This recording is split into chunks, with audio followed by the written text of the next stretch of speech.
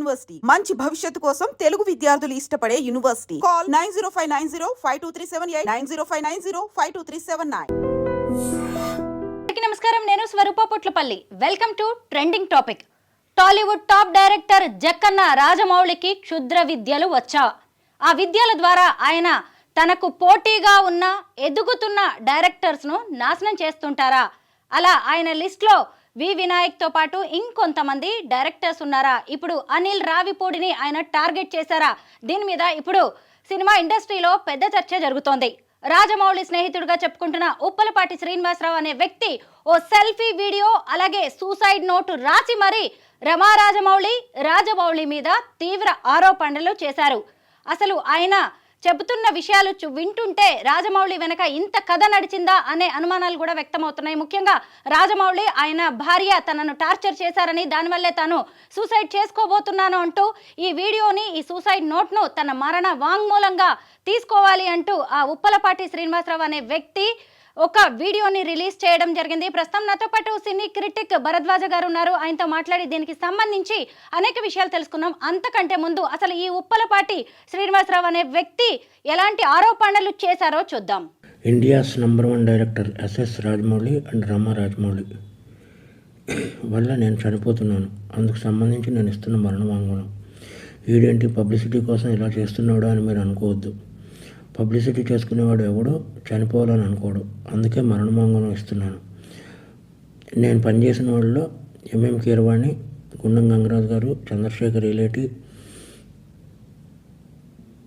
Hanu Raghavapudi, Mythri movies MO cherry,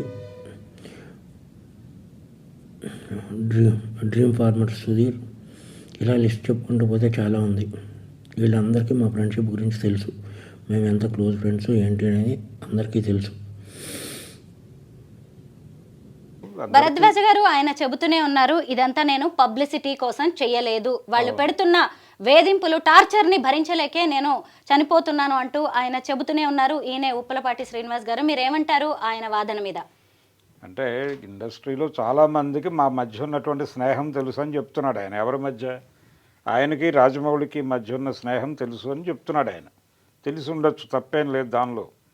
అలాగే ఈయన చేస్తున్నటువంటి ఆర్గ్యుమెంట్లో కూడా అంటే రమా రాజమౌళి అలాగే రాజమౌళి వాళ్ళిద్దరి వలన నేను చనిపోయే పరిస్థితి వచ్చిందని చెప్తున్నాడు ఆయన.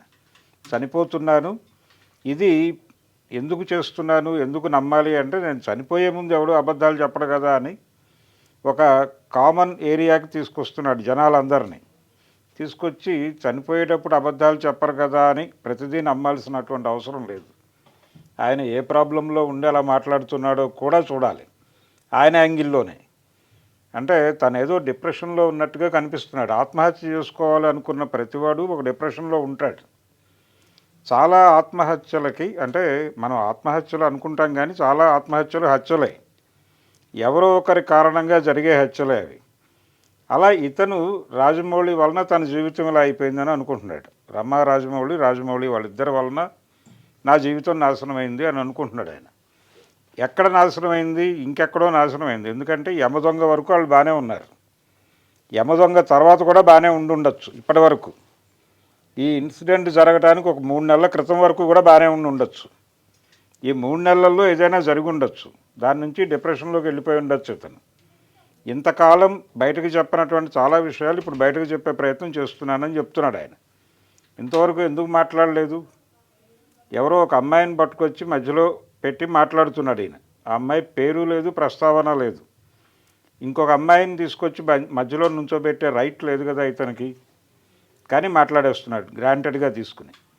పైగా అతని వలన, రాజమౌళి వలన నేను ఆ అమ్మాయిని పెళ్లి చేసుకోలేకపోయాను, ఇతను ప్రేమిస్తున్నాడు ఆ అమ్మాయిని తెలిసి కూడా రిలేషన్ మెయింటైన్ చేశాడు రాజమౌళి అనేది ఇతను వేస్తున్నటువంటి ప్రధానమైన ఆరోపణ. ఇది అతని వైఫ్కి తెలుసా తెలియదా? తెలిసే ఇదంతా జరుగుతోందన్న పద్ధతిలో మాట్లాడుతున్నాడు ఆయన. అంత జరుగుంటే ఎప్పుడో సెటిల్మెంట్ అయి ఉండేది.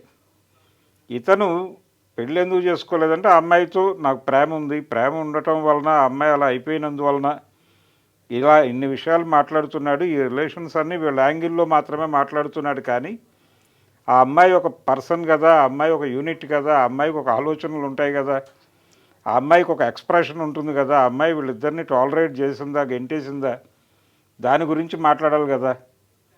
అసలు ఆ ప్రస్తావన లేకుండా ఆ అమ్మాయితో మేము ఇద్దరం ఉన్నామని ఇష్టం వచ్చినట్టు మాట్లాడేస్తాడేంటి ఇతను గ్రాంటెడ్గా. అంటే అందుకని అక్కడ ఆయన టార్గెట్ గాని ఆయన ఇబ్బంది పెట్టింది గాని అమ్మాయి కాదు అని అతను చెప్పడం అదే ఉద్దేశం కదా. అమ్మాయితో ప్రాబ్లం లేదు, రాజమౌళితో ప్రాబ్లం. రాజమౌళితో ఎప్పుడు ప్రాబ్లం, ఇప్పుడు ప్రాబ్లం. ఆయనే చెప్తున్నట్టుగా యమ దొంగప్పుడు కూడా బాగానే ఉన్నారు వీళ్ళు. ఇతని పేరు వేశాడు ఆయన టైటిల్స్లో, ఎగ్జిక్యూటివ్ ప్రొడ్యూసర్గా వేశాడు పైగా. మరి అంత వాల్యూ ఇచ్చిన మనిషి, ఆ వాల్యూని ఎంజాయ్ చేసిన మనిషి, ఎప్పుడో జరిగినటువంటి ఇన్సిడెంట్ ఇది, శాంతినివాసం సీరియల్ కంటే ముందు జరిగిందని చెప్తున్నాడు. మరి చెప్తున్నప్పుడు ఇప్పుడు ఎందుకు గొడవ చేస్తున్నావు నువ్వు, ఇంతకాలం ఎందుకు దాచిపెట్టావు? అసలు అమ్మాయి ఏమైపోయింది, వేరే పెళ్లి చేసుకుని వెళ్ళిపోయిందా వాళ్ళందరిని వదిలేసి? ఇలా చాలా గందరగోళం ఉంది. అయితే ఒక టార్గెట్, ఇతను ఒక అమ్మాయితో లింక్ పెట్టి కనుక ఒక వార్తను సర్క్యులేషన్లో పెడితే అది డెఫినెట్గా అవతల వాడిని క్యారెక్టర్ని అసాసిన్ చేయగలుగుతుంది ఆ వార్త అనేది నమ్మాడు ఇతను. నమ్మి ఎవరో అంటే నిజంగా ప్రేమించుంటే అలాంటి పని చేసి ఉండేవాడు కాదు. ఆ అమ్మాయిని అలా రోడ్డు మీదకి నుంచోబెట్టేవాడు కాదు. పేరు చెప్పలేదు కానీ దాదాపుగా ఒక క్యారెక్టర్ని అసాసిన్ చేసే ప్రయత్నం కూడా జరిగింది ఈ వీడియోలో. అందుకని అతను మెంటల్ స్టేటస్ ఏమిటి, సైకలాజికల్ స్టేటస్ ఏంటి అనేది చూడాలి. చాలా గందరగోళంలో ఉన్నాడు, డిప్రెషన్లో ఉన్నాడు, ఎక్కడో హర్ట్ అయ్యాడు ఇతను రాజమౌళి నుంచి. ఆ హర్ట్ అయిన గొడవలో నుంచి తను నమ్మినటువంటి కథని ప్రపంచంతో నమ్మించడానికి ప్రయత్నం చేస్తున్నాడు అతను. అందుకని ఈ కథని రాజమౌళిని సీరియస్గా వాళ్ళు ఏదో నేరం చేశారు అనుకోనక్కర్లేదు, కానీ ముందు ఇతను ఎక్కడున్నాడో ట్రేస్ చేసి ఈ లోపు ఏమీ చేసుకోకుండా ఉంటే ముందు ఇతన్ని తీసుకొచ్చి ఒక సైకాట్రిస్ట్ దగ్గర కూర్చోబెట్టి మాట్లాడించాల్సినటువంటి అవసరం అయితే ఉందని నేను ఫీల్ అవుతున్నాను. కండిషన్ బాగాలేదు, ఏ కారణం చేతైనా డిప్రెషన్లోకి వెళ్ళి ఉండొచ్చు ఆయన. ఆర్థిక కారణాలు కావచ్చు, ఆర్థికంగా ఇతను దెబ్బతింటానికి రకరకాల కారణాలు ఉండొచ్చు. అతని నుంచి సహాయం అడిగి ఉండొచ్చు రాజమౌళి నుంచి, అతను టచ్ అయి ఉండకపోవచ్చు, టచ్ అయినా అతను ఇచ్చిన హామీ మీద నిలబడి ఉండకపోవచ్చు. చాలా గొడవలు ఉన్నాయి దీనిలో. కాబట్టి అంటే ఇతను సూసైడ్ నోట్ వలన సుమోటోగా తీసుకుని అతను అరెస్ట్ చేసి లై డిటెక్టర్ టెస్టులు చేయమని చెప్తున్నాడు ఈయన.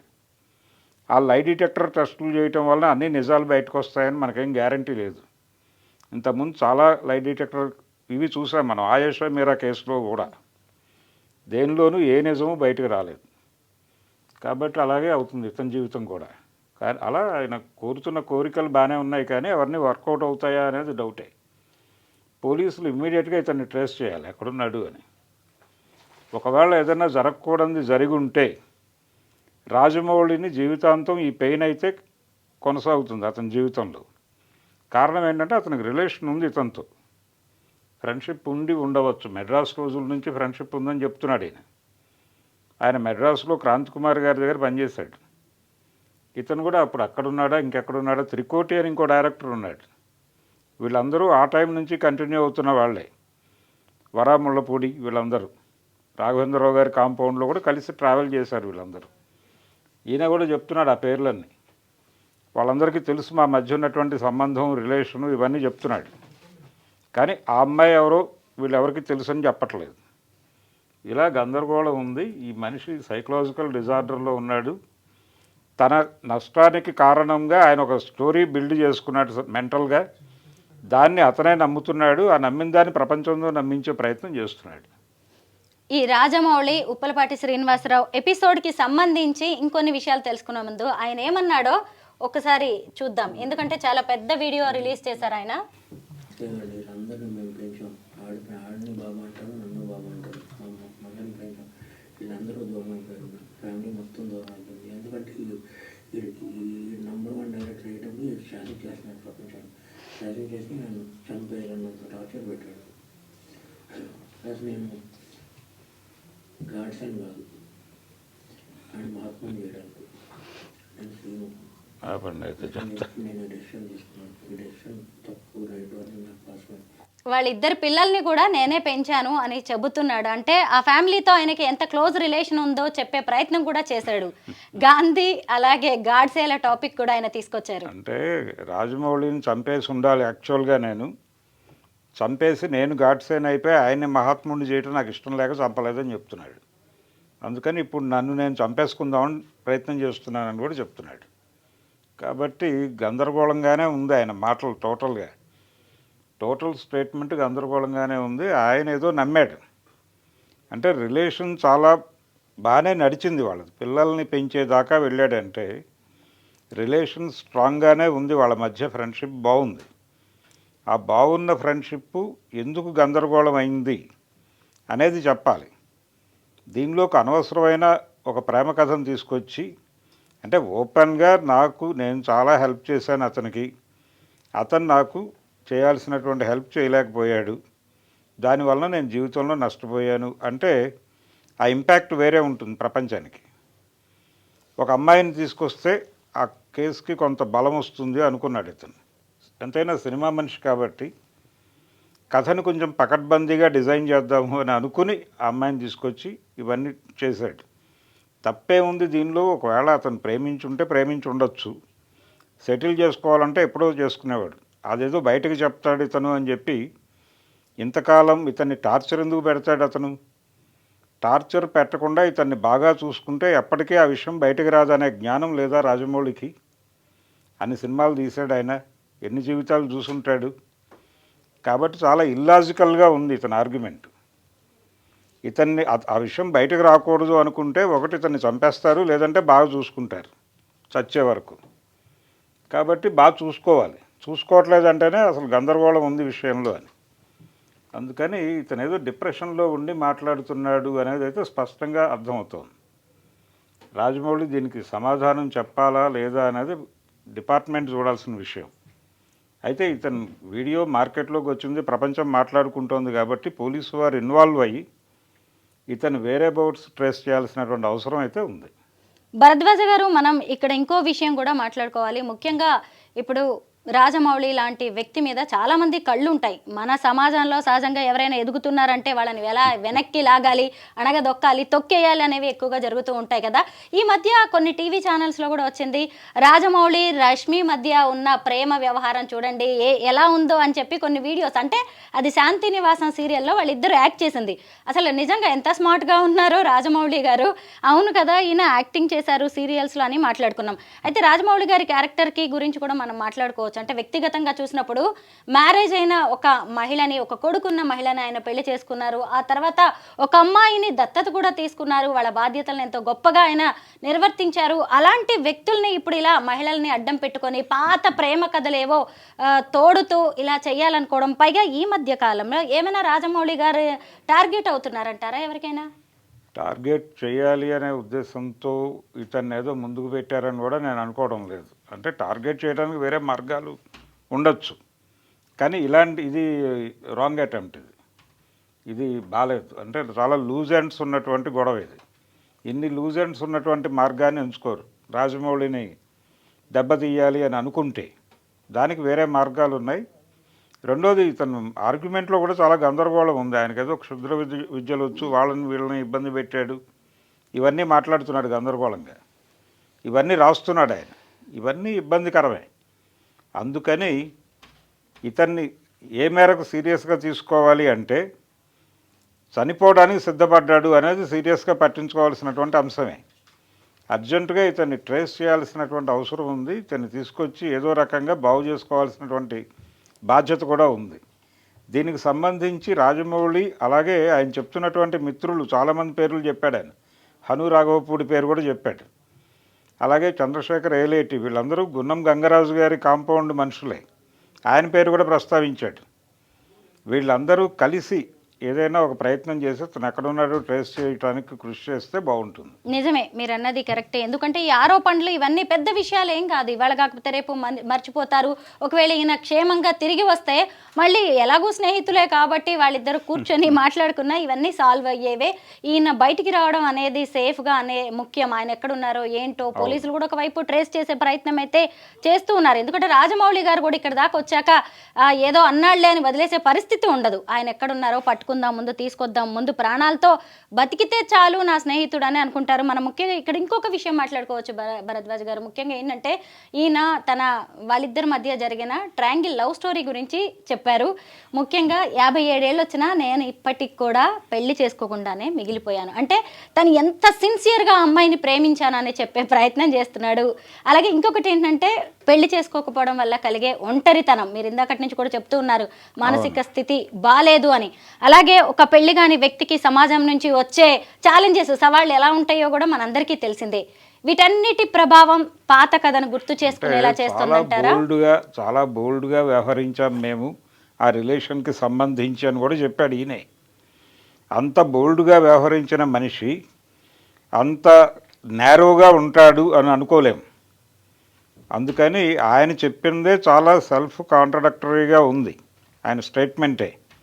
అందుకని ఆయన పెళ్లి చేసుకోకపోవడానికి అది మాత్రమే కారణము అయి ఉంటుంది అని కూడా అనుకోవడానికి లేదు. అనేక అంశాలు ఉంటాయి. ఈ అంశాలు ఏవి కూడా ఆయన మాట్లాడకుండా ఆయన ఒక స్టోరీ లైన్ అనుకున్నాడు. నా జీవితం ఇలా అవటానికి కారణం ఏమిటి అంటే, ఈ ఏజ్ వచ్చిన తర్వాత ఆయనకి ఏం సాధించాను నేను జీవితంలో అనే ఒక క్వశ్చన్ మొదలై, దీనికి కారణం ఏమిటి నా జీవితం ఇలా కావడానికి అని అనుకుని ఇది అని చెప్పి ఒక లైన్ అనుకున్నాడు ఆయన. దాన్ని నమ్మటం మొదలుపెట్టాడు. దాన్ని ఇప్పుడు ప్రపంచంతో నమ్మించడానికి ప్రయత్నం చేస్తున్నాడు. అది నాకు అనిపించింది ఇతను మొత్తం స్టోరీ విన్న తర్వాత. అందుకని ప్రాబ్లంలో ఉన్నాడు అతను, ప్రాబ్లంలో ఉన్నాడు. ఆ ప్రాబ్లం నుంచి బయటకు తీసుకురావాల్సిన బాధ్యత అతనికి, అంటే డిపార్ట్మెంట్కి మాత్రమే కదా, ఆయన చెప్తున్న స్నేహితులందరికీ ఉంది. వాళ్ళందరూ కూడా రెస్పాన్సిబిలిటీ తీసుకోవాల్సినటువంటి అవసరం ఉంది. అందుకని ఏ మేరకు స్పందిస్తారనేది చూడాలి. నిజమే మీరు అన్నది. ఆయన తీవ్ర వేదనలో, ఆత్మ సంఘర్షణలో ఉన్నట్టుగా అయితే కనిపిస్తోంది. దాదాపు 60 ఏళ్లకు దగ్గరలో ఉన్న ఉప్పలపాటి శ్రీనివాసరావు గారు ఈ వయసులో మళ్ళీ ఆ పాత ప్రేమను ఎందుకు తవ్వాల్సి వచ్చిందో, తను పైగా మరణ వాంగ్మూలంగా పరిగణించండి ఈ వీడియోని, నా సూసైడ్ నోట్ను అనడం అనేదే కొంచెం భయంగా ఉంది. ఎక్కడున్నా ఆయన అయితే ప్రాణాలతో తిరిగి రావాలి, బాగుండాలనే కోరుకుందాం. Thank you so much Bharadwaj గారు.